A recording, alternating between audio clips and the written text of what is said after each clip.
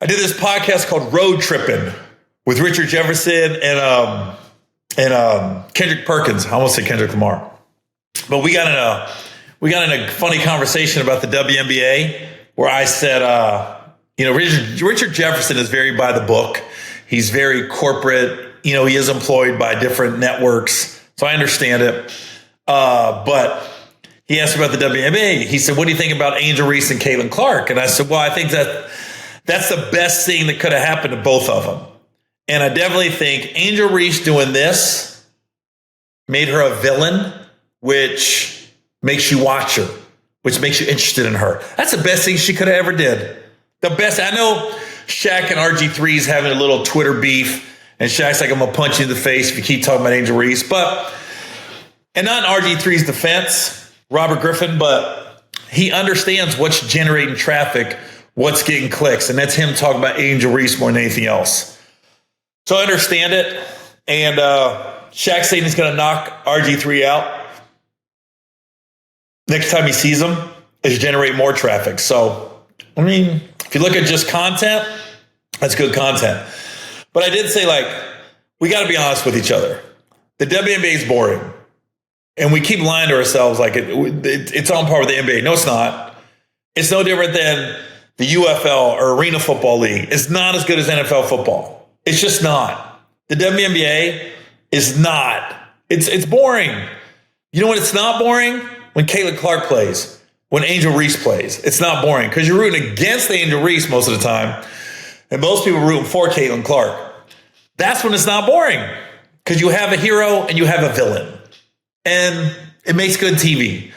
But I told him, I said, if you want to boost ratings for the WNBA, instead of an all-star game going east-west, whatever, lesbians versus straight, and that's how we WNBA. Because you can tell by the pregame fits who's a lesbian and who's straight.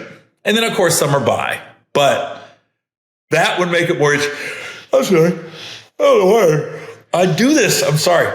When I get on my podcast, the first 5 minutes, I just start yawning. But that would make it more interesting. Lesbian, straight, and we go hard in the paint. We do Missy Elliott is the celebrity coach. And then Megan Thee Stallion is a celebrity coach for the straight team. Ooh.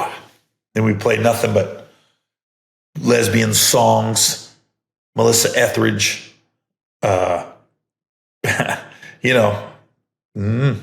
Cardi B can go either way. So that would make it more interesting.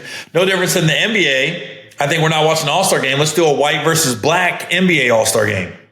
And I mean sell the arena like that. This half is white people. This half is black people. Mixed people can sit where they want, but you just have an all-white versus all-black all-star game. And I think now more than ever, it could really happen to be competitive. Because if you got Luka, Joker, Peyton Pritchard, Tyler Hero, I'm not trying to think of average white players. I'm thinking about good ones. Austin Reeves, Caruso, Chet Holmgren. There's some white guys that can ball. I don't know if you guys realize that. Indiana. Indiana has some white boys. I'm on white dude. I'm on white boys. But yeah, this is the time. Zach LaVine can play on either team. First half on white team, second half on the black team. I think we do a white versus black all-star game.